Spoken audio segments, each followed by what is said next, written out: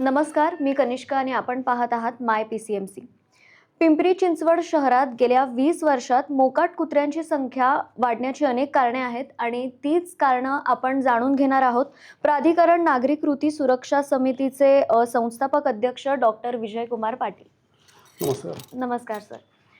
भटक्या कुत्र्यांची जी समस्या आहे ती फार मोठी झालेली आहे आणि ती समस्या इतकी वाढली आहे की विद्यमान आमदार महेश लांडगे यांनी ती विधानसभेमध्ये तो प्रश्न मांडला आहे. तर आपलं यावरती काय मत आहे ते आम्हाला सांगा. धन्यवाद.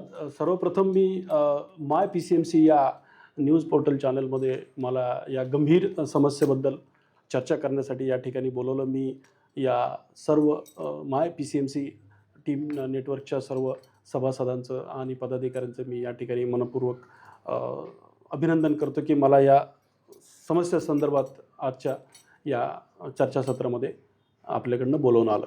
सर्वप्रथम मी सांगतो की मोकाट कुत्र्यांची समस्या ही काय आजची समस्या नाही आहे. जर महानगरपालिकेच्या स्थापनेपासून 1986 पासूनचा जर विचार केला तर पिंपरी चिंचवडमध्ये सुरुवातीपासूनच मोकाट कुत्र्यांचा प्रश्न हा गंभीरच होता आणि तो यापुढे सुद्धा आजसुद्धा एवढा गंभीर का आहे तर नुकताच परवा दिवशी आपल्या भोसरी विधानसभेचे जे विद्यमान आमदार आहेत महेश लांडगे यांनी या संदर्भात सभापतींच्या समोर महत्त्वाचा प्रश्न उपस्थित केला की पिंपरी चिंचवडमध्ये गेल्या 5-7 महिन्यामध्ये अनेकांना ह्या मोकाट कुत्र्यांच्या चाव्यामुळं अनेकांना दवाखान्याकडे जावं लागले किंवा दवाखान्यामध्ये ॲडमिट व्हावं लागलं. ही समस्या नक्की इतकी गंभीर आहे का? तर हो, ही समस्या प्रचंड गंभीर आहे. कारण पिंपरी चिंचवडमध्ये आत्तापर्यंत जर गेल्या 7 महिन्याचा आपण अभ्यास केला तर या 7 महिन्यामध्ये जवळजवळ 22,800 लोकांना आपल्या शहरामध्ये कुत्र्यांनी हे चावा घेतलेला आहे, बाईट्स केलेले आहेत आणि यामुळे अनेक लहान मुलं, ज्येष्ठ नागरिक आणि महिलांनासुद्धा या गंभीर गोष्टीचा सामना करावा लागलेला आहे. तर असा हा जो प्रश्न आहे आपल्या पिंपरी चिंचवडमध्ये हा वेगाने फोफवण्याचं कारणसुद्धा नुसतं प्राणीमित्र जे काय आमदारांनी विधानसभेमध्ये प्राणीमित्रांच्या संदर्भात जे काय वक्तव्य केलं हे वक्तव्य थोडंसं विरोधाभास हे वक्तव्य आहे. कारण नुसतं प्राणीमित्र ह्याच्यामध्ये दोषी नाही आहेत, ह्याच्यामध्ये अनेक कारणं आहेत. पिंपरी चिंचवडमध्ये जर गेल्या 20 वर्षातल्या मोकाट कुत्र्यांच्या संख्येचा जर आपण चढता आलेख पाहिला तर त्याच्यामध्ये अनेक पॉईंट्स आहेत. त्याच्यामध्ये पहिलं आहे की अन्नाची उपलब्धता. म्हणजे जे पिंपरी चिंचवडमध्ये जे अनेक अनधिकृत रेस्टॉरंट्स आहेत, मोठे मोठे मांसचे दुकानं आहेत, निवासी भागात उघड्यावर काही हातगाड्या थांबतात, छोटे मोठे हॉटेल्स चालू केलेले आहेत. त्यामुळे कुत्र्यांना काय होतं की सहज अन्नाची उपलब्धता होते, त्यामुळे कुत्र्यांची संख्या वाढलेली आहे. दुसरं सगळ्यात महत्त्वाचं आणि प्रकर्षानं जाणवलेलं कारण जे आहे ते नसबंदीची अपुरी व्यवस्था. आणि ह्याच ठिकाणावरनं आता खरी आपण सुरुवात करणार आहोत की पिंपरी चिंचवडमध्ये की मूळ कारण जे आहे कुत्र्यांची संख्या वाढण्याचं, त्याच्यात मूळ कारणामध्ये सगळ्यात जास्त दोषीचं कोण असेल तर पिंपरी चिंचवड महानगरपालिकेचं प्रशासन आहे. आपल्याला असं का वाटतं की ते जबाबदार आहेत? यामागची कारणं सांगा. हां, ह्याच्यामध्ये सगळ्यात बेसिक म्हणजे आपण म्हणू ना फंडामेंटल कारण, प्राथमिक जे कारण आहे ते कुत्र्यांची नसबंदी, निर्बीजीकरण जे म्हणतो हे सर्वात महत्त्वाचं कारण आहे. 2007चा शासनाचा अहवाल आणि शासनाच्या अहवालामध्ये असलेली नोंद, त्या काळामध्ये 10,976 ही कुत्र्यांची संख्या 2007ला ही नोंदली गेलेली आहे. जर 2007ला 10,976 ही कुत्र्यांची संख्या होती आणि त्यावेळेस जर 30 लाख रुपये प्रशासनाने 670 रुपयाच्या प्रति एका कुत्र्याच्या निर्बीजीकरणासाठी, नसबंदीसाठी खर्च केलेले होते, तर 10,700च्या पुढचा जो आकडा आहे तो वाढला पाहिजे का कमी व्हायला पाहिजे? कमी व्हायला पाहिजे. तर साहजिकच काय आलं की ही जी नसबंदी आहे, ही जी अपुरी व्यवस्था आणि त्याच्यामध्ये योग्य त्यांनी लक्ष न घातल्यामुळे आणि प्रशासनाने नाकर्तेपणा केल्यामुळे, हलगर्जीपणा केल्यामुळे, ह्याच्यामध्ये प्रचंड मोठा भ्रष्टाचार केल्यामुळे ही कुत्र्यांची संख्या 10,976 वरून आज 3,65,000 कुत्रे, हे मोकाट कुत्रे म्हणून आपण त्यांना, हे पिंपरी चिंचवड भागामध्ये वावरत आहेत. एवढी मोठी गंभीर ही समस्या आहे. हा झाला दुसरा मुद्दा. तिसरा मुद्दा आहे, याच्यामध्ये त्यांनी सांगितलं की बाबा प्राणी मित्र ह्याच्यामध्ये जास्त करून त्यांचा हस्तक्षेप आहे. तर नाही. नुसते प्राणी मित्र पिंपरी चिंचवडमध्ये कुत्र्यांनाच हे करत नाहीत, तर प्राणी मित्र आणि बाकीच्याही अनेक प्राणी, पक्षी आपल्या पिंपरी चिंचवड शहरामध्ये आहेत. त्यांनाही वाचवण्यामध्ये मोलाचं काम हे प्राणी मित्र करत असतात. त्यामुळे सरसकट प्राणी मित्रांच्या डोक्यावर हा आघात करणे हे मला चुकीचं वाटतं. सगळ्यात चौथी महत्त्वाची गोष्ट आहे तर निवारागृहाची कमतरता. म्हणजे पिंपरी चिंचवड शहरामध्ये अ, जे काही निवारा महापालिकेकडे कुत्र्यांना ठेवण्यासाठी केज म्हणतो आपण, पिंजरे म्हणतो, हे व्यवस्थित नसल्यामुळे, निवारा व्यवस्थित नसल्यामुळे पिंपरी चिंचवडमध्ये सगळ्यात मोठ्या वाढत्या समस्याला आपल्याला आता सामना करावा लागतोय. त्याच्यानंतरचं जे कारण आहे, जे तुम्ही आत्ता मला विचारलं की यातली प्रमुख कारणं काय? तर त्याच्यानंतरचं महत्त्वाचं कारण आहे सार्वजनिक जागरूकतेचा अभाव.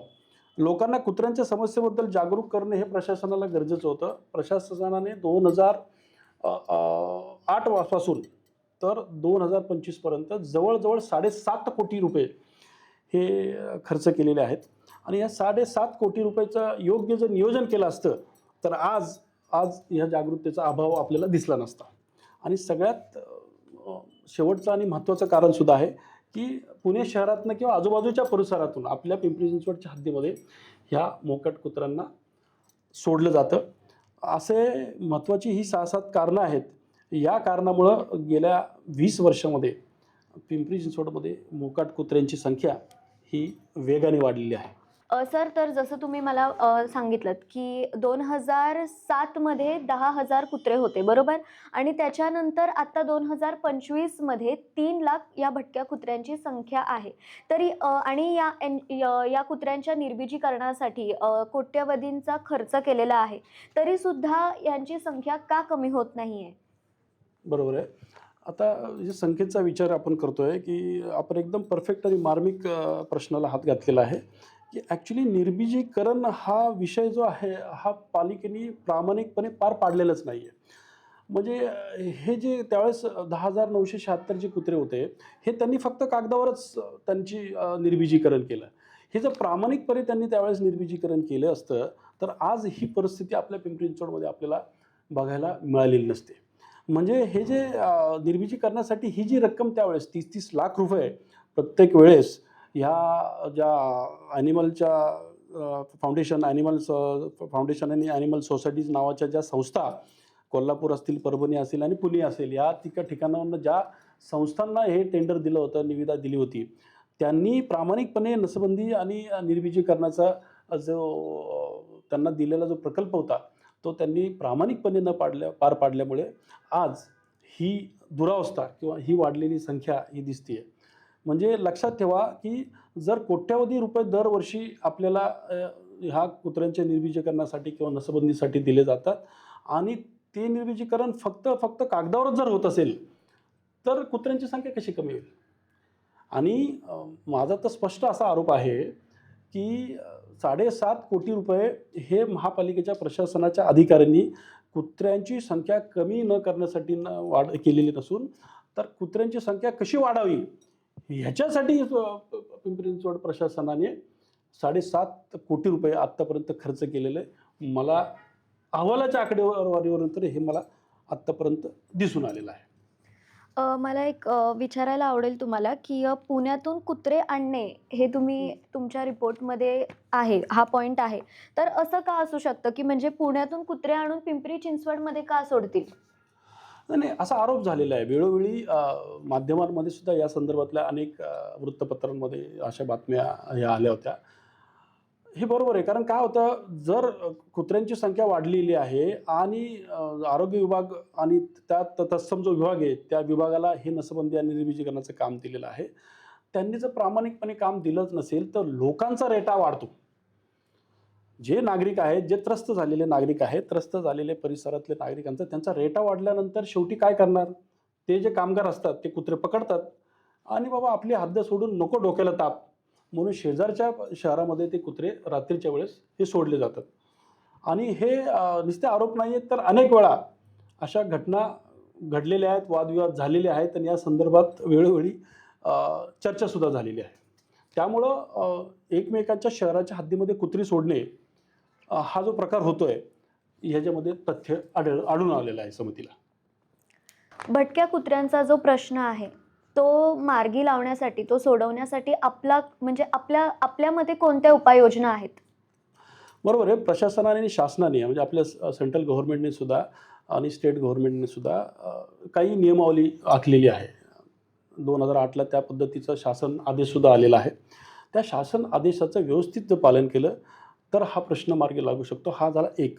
दुसरं की दर 5 वर्षांनी प्रशासनाची म्हणजे आपली सेंट्रल गव्हर्नमेंटची पशुगणना होत असते स्टेटची. ह्याच्या अगोदरची पशुगणना 2007, त्याच्यानंतर 2012, त्याच्यानंतर 2019 आणि त्याच्यानंतर 2025 अशा दर 5 वर्षानंतर पशुगणना ही झालेली आहे.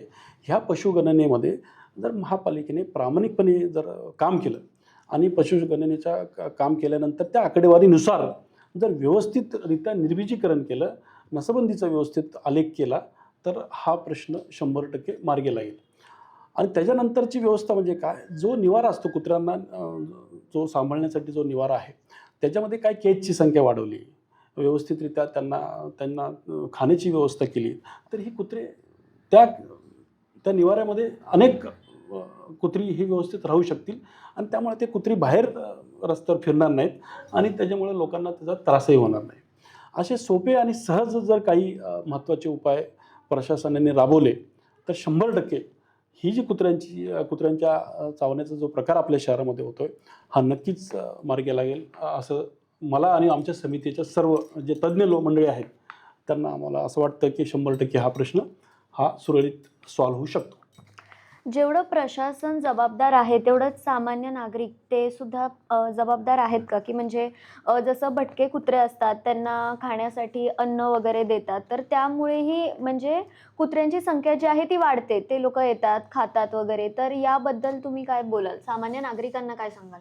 बरोबर आहे. नागरिकांनी सुद्धा ह्याच्यामध्ये 2 कॅटेगरीज आहेत. प्रशासनाने ह्याची दखल ऑलरेडी घेतलेली आहे. पाळीव कुत्र्यांना लायसन्स देण्याची व्यवस्था ही महापालिकेमध्ये आपल्या आहे. म्हणजे आपल्या इथल्या नागरिकांना कुत्रे कशा पद्धतीने सांभाळायचे हे बहुतांशी म्हणजे आपण म्हणत नाही सगळ्यांनाच त्याचं आकलन असेल. पण बऱ्याच लोकांना कुत्रे कसे घरामध्ये सांभाळले जातात ह्याचं आकलन असतं. त्याप्रमाणे भटक्या कुत्र्यांना तुम्ही कुठल्याही प्रकारचं अन्न न देणं हे सगळ्यात मोठा उपाय आहे. म्हणजे भटके कुत्रे जवळ येण्याचं कारण काय आहे, तर तुम्ही त्यांना खाद्य देता, सहज उपलब्धता करून देता. जर तुम्ही आपल्या परिसरामध्ये स्वच्छता ठेवली, आपल्या परिसरामध्ये अनधिकृत खाद्य स्टॉल किंवा अनधिकृत रेस्टॉरंट उभे न होऊ दिले, तर अशा पद्धतीची समस्या आपल्या परिसरामध्ये उद्भवणार नाही. म्हणजे नागरिकांनी सगळ्यात महत्त्वाचं काय आहे, की सहजरित्या ह्या भटक्या कुत्र्यांना अन्न उपलब्ध करून देऊ नये. त्यामुळे कुत्रे हे तुमच्या जवळ येणार नाहीत आणि तुम्हाला चावणार नाहीत. एकीकडे आपलं मत आहे की सामान्य नागरिकांनी भटक्या कुत्र्यांना अन्न देऊ नये, कारण सहज उपलब्धता मिळते आणि मग भटक्या कुत्र्यांची संख्या वाढते आणि ते त्यांच्यासाठी हानिकारक आहे. तर दुसरीकडे आमदारांनी असं म्हटलं आहे की जे प्राणीप्रेमी आहेत त्यांच्या घरात जाऊन कुत्री सोडा. तर यावरती आपलं काय मत आहे? आपल्याला हे कितपत योग्य वाटतं? नाही, विद्यमान जे आमदार आहेत त्यांचा मला असं वाटतं की त्यांचा ह्या संदर्भातला अभ्यास हा अपुरा आहे. कारण की भटक्या कुत्र्यांची जी समस्या आहे ही आपल्या शहरापुरती मर्यादित नाही आहे, तर संपूर्ण राज्यामध्ये हा सगळ्यात मोठा प्रश्न आता चर्चेला जात आहे. भटक्या कुत्र्यांचा हा जो प्रश्न आहे हा फक्त निव्वळ प्राणीमित्रांच्या डोक्यावर त्याचं खापर फोडून चालणार नाही. कारण हा जो मूलभूत प्रश्न आहे ह्याची प्राथमिक जर आपण त्याच्यामध्ये थोडंसं खोलामध्ये जाऊन जर आपण अभ्यास केला तर ह्याचं संपूर्ण जबाबदारी ही पिंपरी चिंचवड महानगरपालिका आणि प्रशासनाची ही जबाबदारी आहे.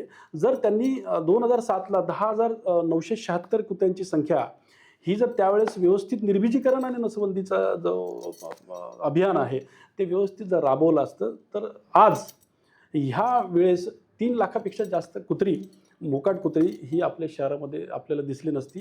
त्यामुळं निव्वळ प्राणी प्रेमी असतात किंवा जे श्वानप्रेमी म्हणू आपण त्यांना, असे श्वानप्रेमींवरच फक्त अशा पद्धतीचा आरोप करणं हे असं आम्हाला वाटतं की हे पूर्णतः चुकीचं आहे.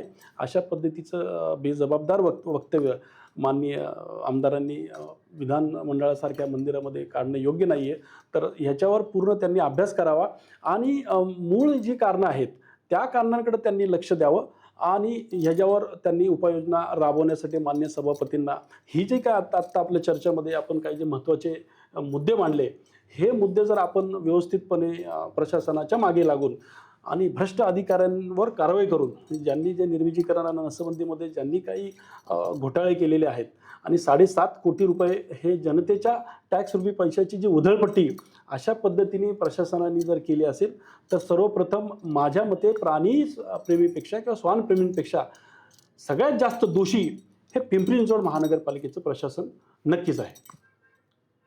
इथून पुढे काय योजना कराव्यात? म्हणजे आता हे कोट्यवधी रुपये खर्च झाले ते झाले, पण आता इथून पुढे काय करावं, की जेणेकरून ह्यांची संख्या कमी होईल, भटक्या कुत्र्यांची संख्या कमी होईल आणि सर्व काही मार्गी लागेल?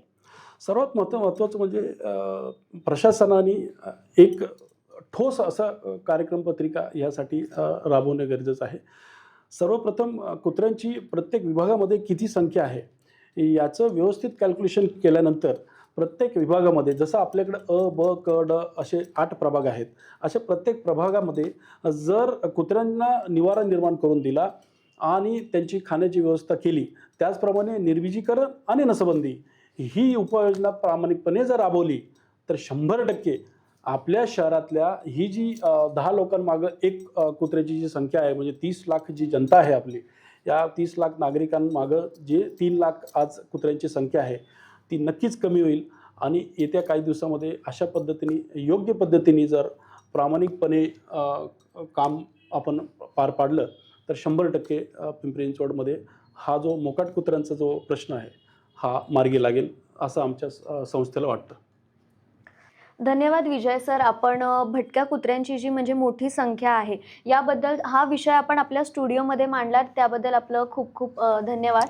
आणि जसं जेवढं प्रशासन जबाबदार आहे, तेवढंच सामान्य नागरिकही जबाबदार आहेत या भटक्या कुत्र्यांची संख्या वाढण्यासाठी. आणि हे कसं तर आपण सहज त्यांना अन्न देतो, निवारा देतो, यामुळे काय होतं की भटक्या कुत्र्यांची जी संख्या आहे ती वाढते. तर आपण हे करू नये, जेणेकरून भटक्या कुत्र्यांची संख्या आहे ती कमी होईल आणि आपल्याला जो त्रास होतो, म्हणजे जसं की कुत्रे आपल्याला चावतात, ज्येष्ठ नागरिक झाले, लहान मुलं झाले, तर हे असं केल्यानंतर काय होईल की आपण भटक्या कुत्र्यांची जी संख्या आहे ती कमी होईल.